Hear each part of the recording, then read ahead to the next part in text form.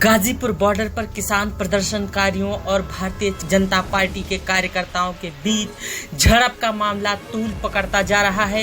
इस कड़ी में पहले किसान नेता राकेश टिकैत की बीजेपी नेताओं के बक्कल उतार देने वाली खुली चेतावनी के बाद भारतीय किसान यूनियन असाली के प्रवक्ता प्रबल प्रताप शाही भी सख्त रुख अख्तियार कर चुके हैं। उन्होंने बीजेपी कार्यकर्ताओं पर कई आरोप लगाते हुए निशाना साधा। क्या कुछ कहा, आप खुद सुने। साथियों, जय हिंद। मैं प्रबल प्रताप शाही, आपका साथी। कैसे हैं आप लोग?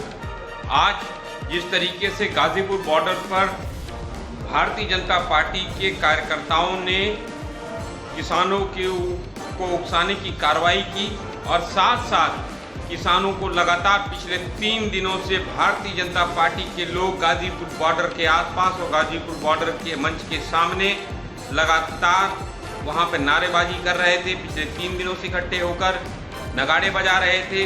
किसानों को अपशब्द कहा जा रहा था और आज उसी का प्रतिफल है कि किसानों ने काले झंडे दिखाए।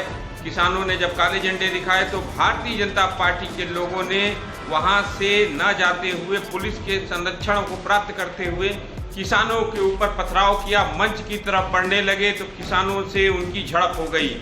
उस झड़प को उन्होंने बहुत सारी प्रोपोगेंडा वॉर में दिखा रहे हैं कि हमारे ऊपर हमला हो गया। हमला एक्चुअल किसानों के ऊपर हुआ। किसानों ने अपनी रक्षा की। अगर नहीं होता तो भारतीय जनता पार्टी के लोग किसानों को बहुत ज़्यादा नुकसान पहुंचा देते। यहाँ तक वो किसानों के मंच को भी उखाड़ने की उनकी साजिश हो सकती है, क्योंकि पिछले 3-4 महीनों से जिस तरीके से भारतीय जनता पार्टी की केंद्र सरकार, नरेंद्र मोदी की सरकार कोरोना काल में फेल हो चुकी है। वो वैक्सीन नहीं दे पा रही है समय पर, वह लोगों को ऑक्सीजन नहीं दे पाई, जिसके कारण ना ऑक्सीजन बेड दे पाई, ना वेंटिलेटर दे पाई, ना एम्बुलेंस समय पर दे पाई, जिसके कारण लाखों लोग मर गए, काल के ग्रास में चले गए। उससे भटकाव करने के लिए उन्होंने किसानों को पिछले 3 दिनों से भारतीय जनता पार्टी के कार्यकर्ताओं ने, भारतीय जनता पार्टी के नेताओं ने इस तरह की एक चक्रचार साजिश की। इसलिए मैं आप सभी से आग्रह करता हूं कि भारतीय जनता पार्टी की साजिश को बेनकाब करने के लिए विभिन्न मंचों का माध्यमों पर आकर भारतीय जनता पार्टी की इस नीति का, इस रीति का हमें विरोध करना चाहिए। और अगर भारतीय जनता पार्टी इसी तरह किसान विरोधी गतिविधियों में शामिल रही तो भारतीय जनता पार्टी को 2022 में उखाड़ फेंकेंगे किसान, और 2024 में भी किसान इस भारतीय जनता पार्टी को उखाड़ फेंकेंगे।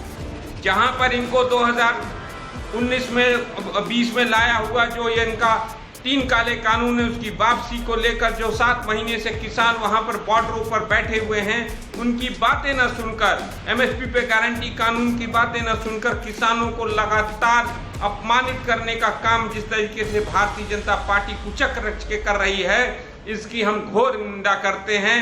और भारतीय जनता पार्टी के नेताओं को और कार्यकर्ताओं को, भारतीय जनता पार्टी और की सरकार को हम आगाह करते हैं कि देश की आत्मा किसान है, देश की आत्मा गांव है, और गांव और किसानों से जो लड़ने की कोशिश किया, चाहे मुगल, चाहे अंग्रेज, चाहे कोई भी, और वर्तमान में भारतीय जनता पार्टी की सरकार ये समझ ले कि उसको मुंह तोड़ जवाब मिलेगा और उसे हार मिलेगी।